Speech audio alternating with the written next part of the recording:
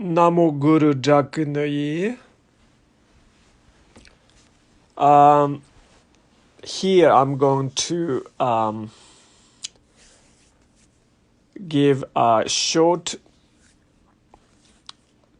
information or talk about Dkinis. First of all, the Dakini, the word came from Sanskrit, ancient Indian language. It means like sky dancer.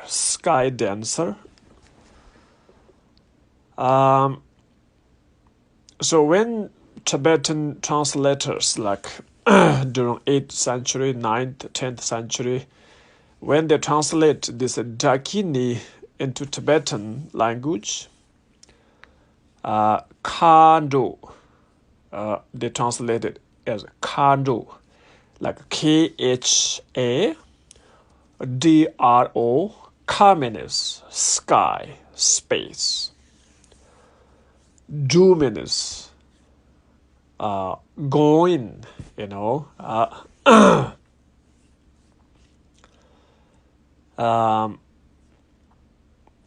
flying, so Kando. And then they translate, I think, from Tibetan to English. Then they say sky dancer. Dance in Tibetan, like a do, this almost same pronounce, like Kando, but a different spelling. Kando in Tibetan, different spelling. And then a dance, Tibetan said do. Different spelling, but the pronounce very close. Kando, Kado. Like a Kado look like a D-O look like. Kando, the Dakini, that one D-R-O, little bit stronger. Kando, Kado. Okay.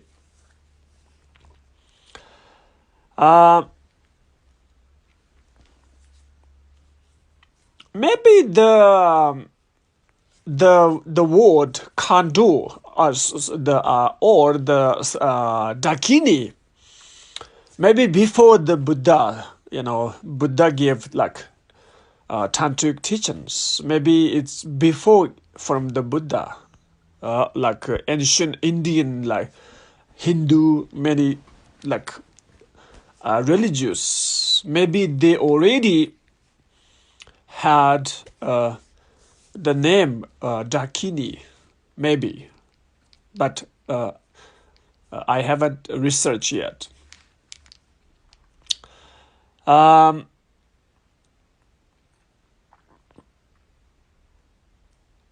Generally, there are like two different Dakinis. The world Dakini and we call wisdom Dakini. So this came from Vajrayana Buddhism. The worldly Dakini means any female has some superpower, but not necessarily this superpower came from practice Buddhism, practice Vajrayana, not necessarily. Because some those superpowers from their like past lives, previous lives, practice different method, different religion, different mantra, and then they have some power, some superpower. Maybe it benefit others, maybe harm others. Same thing, maybe benefit for themselves, maybe it's maybe they create bad karma by this superpower. So those, the worldly Dakini. The wisdom Dakini, those females who realized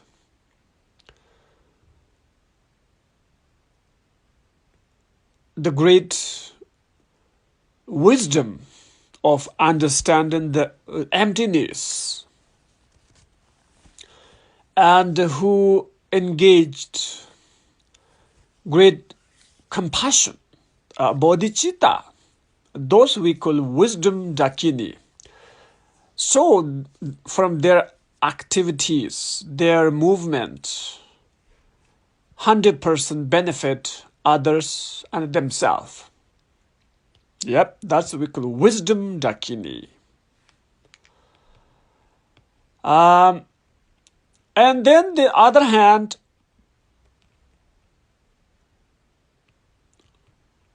from these two Dakinis, the world Dakini, Tibetan called Xiangji Kandoma. Kandoma means the Dakini. Xiangji. Like Shingkye. Xiangji. Xiangji Dakini means the Buddhist female yoginis who practice Vajrayana, but still their creation stage is not really stable. Like when they visualize themselves as like a, Vajrayogini, Tara, any of those deities, but not really stable. But still they have some spiritual power. That Tibetan called Xiangji Dakini, okay, is part of the worldly Dakini, but the Buddhist Dakinis, and they don't harm others. And secondly, Ngakji, the Dakini who was born from mantra, mantra, Ngakji. That like spelling Ngagkye,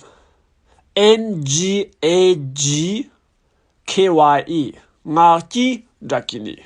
Okay.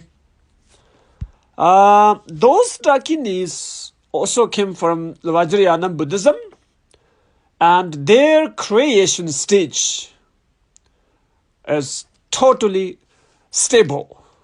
They like generated, they completed, or they completing the creation stage. Remember, from the Vajrayana Buddhism, 2 stages: creation stage, completion stage. Remember? So those who completed or completing almost there, so the creation stage are Ngakji Dakini. And then the third one, Hlanji Dakini, like Lhakye,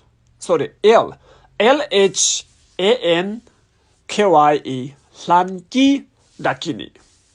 Hlanji means spontaneously Dakini.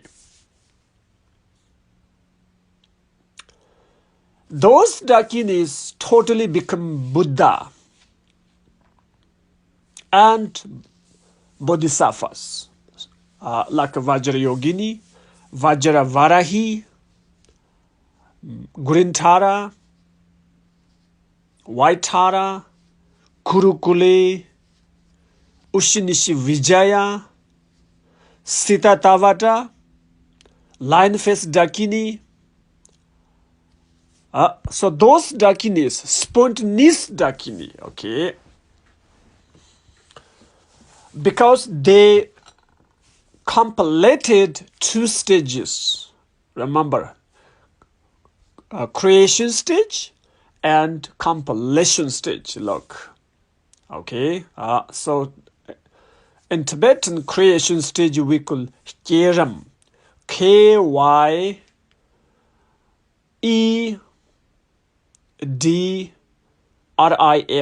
Kyeram. Compilation stage, Dzogrim.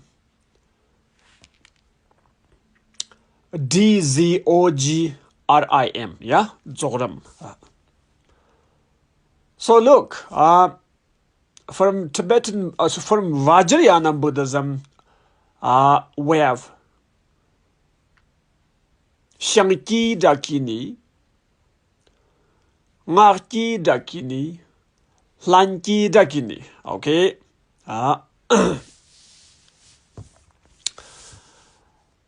And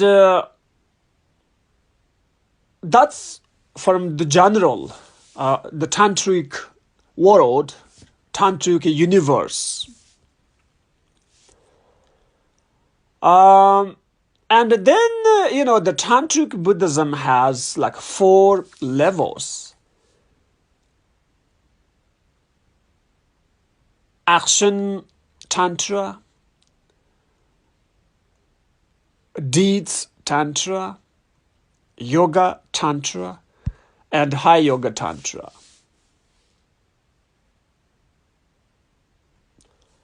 And then especially from High Yoga Tantra, we have 5 Buddha families. Remember, from like 4 directions and the center.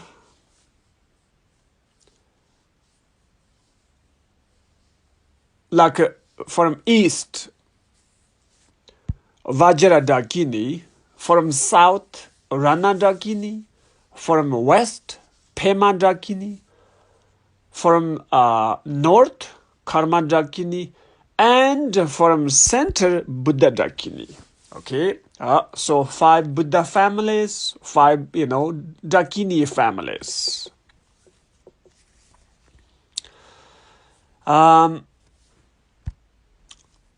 Yeah.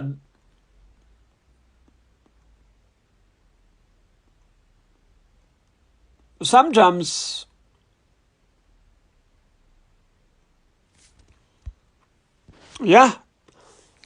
those you can see from 5 Buddha Dkinis, from tantric mandalas, paintings, tankas, statues, texts, books. And then where they are. Okay, now secondly, where they are, where they, there's, where they live in. Generally everywhere through the universe. And then the different levels of Dkinis, like the worldly Dkinis live in the like samsara, wisdom Dkinis live in pure land and unpure land, also both in samsara and pure land. Wisdom Dkinis can live like that because benefit, help sentient beings throughout the universe.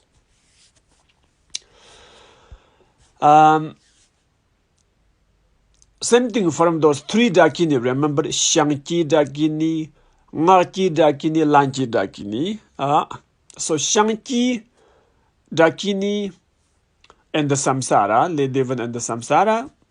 Ngarki, both samsara and like pure land. Lanki Dakini, also both pure land and then in the samsara, because they benefit, they help others.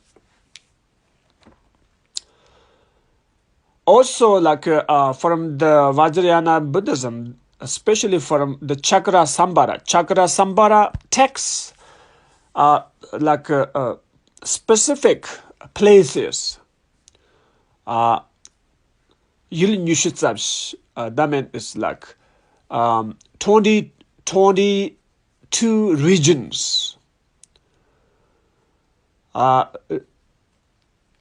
place of Dkas and Dkinis around the world.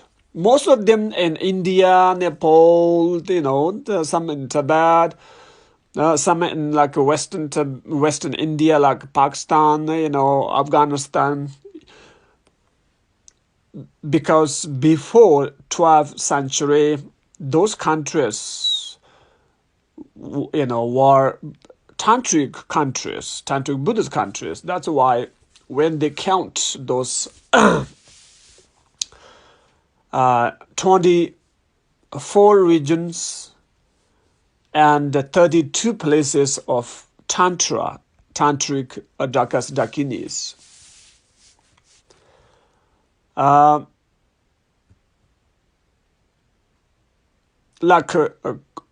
Sometimes one name, but there's still like in different countries, like Kodawari. In Nepal, there's one Kodawari. Also in India, there's one Kodawari. It's like that. You can see. Some people believe, Kodawari is in Nepal. Some believe, Kodawari, like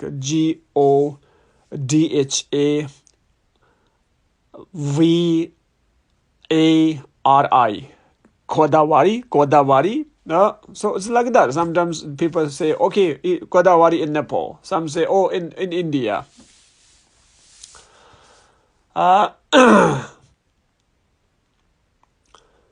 But when they benefit, when they liberate sentient beings, they travel through the universe everywhere. And historically, many those Dkinis, daytime, they travel through the cities, villages, countries, everywhere. And the nighttime, many of them gathering at the cemetery, and then they practice a very high level of the Dkinis, Dkas, Gana Chakra, the gathering practice, Gana Chakra, Sanskrit, Gana Chakra, Tibetic, Tsok, T-S-O-K, Tsok, Tsokor, T-S-O-K-K-O-R, Tsokor. Many those realized masters, no matter female or male, they can, those human realized masters, they can travel, they can join those Dkinis Tsokor practice, the gathering, Gana Chakra. They travel the nighttime, then they come back. Sometimes even their body in their bedroom in Tibet, but their consciousness, their subtle body with subtle consciousness, travel to India, to Nepal, join the Dkinis gathering, and then early morning come back. So nobody knows. Only they know. That's happened many times. And and then the Dkinis in human form in India, we can see Sikasiddhi, and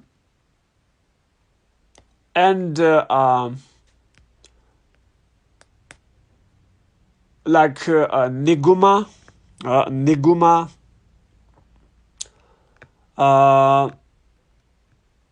there are many. Some of them like yoginis, some of them like Bhakshuni, the female monk. In Tibet, like Yeshi Rinpoche, Guru Rinpoche's consort, Yeshi Rinpoche, then Machig Labdun, and many the female Dkinis were born in Tibet. like 20th century, Shiksub sometimes they call Lo Chin Rinpoche, and Sarah Kandu, and then like decades ago passed away. Kandu Tare Lamu.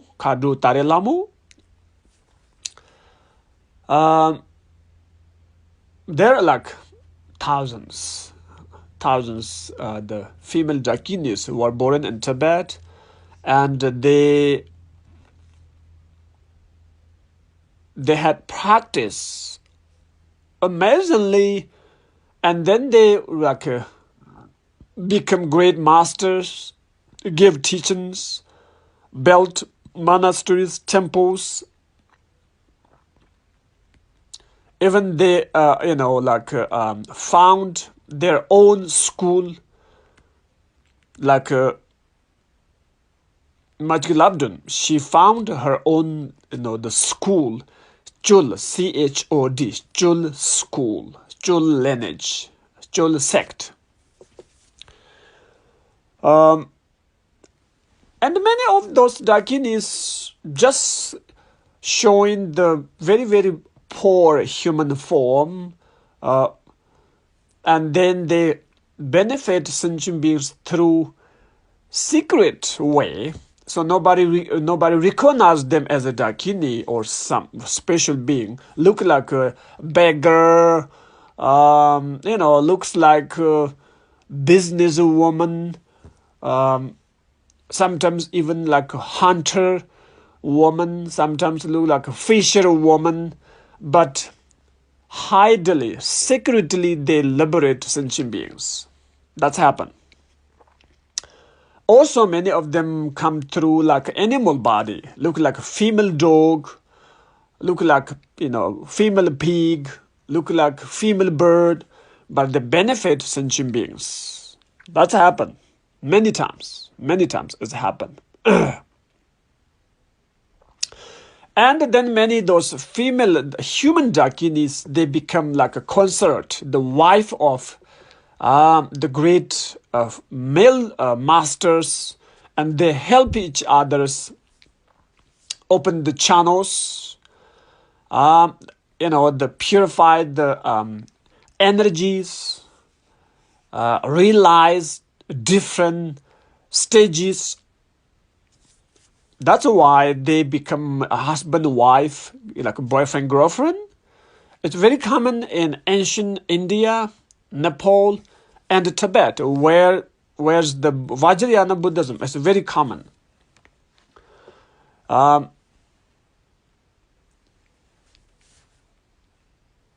So from Vajrayana Buddhist countries, especially like Tibet, we respect female Dakinis very highly. Generally, we respect whole female because we don't know who is a Dakini and who is not a Dakini. Okay?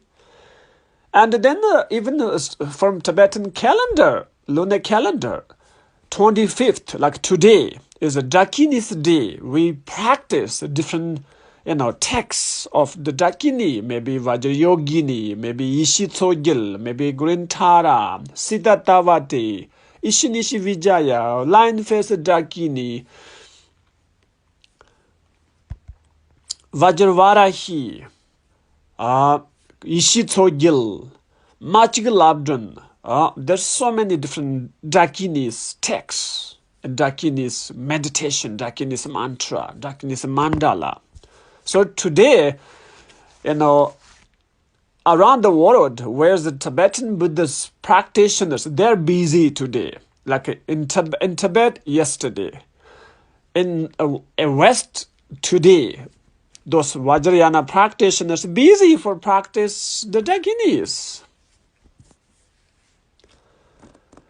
Yeah, so this is little bit detailed information about the Dakinis, and I hope this help you because I'm going to edit this record in my Facebook and different Facebooks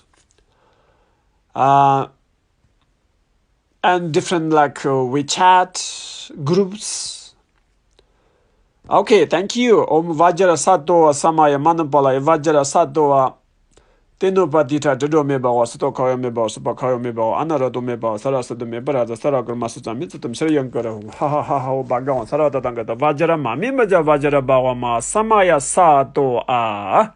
So this is the 100 syllable mantra.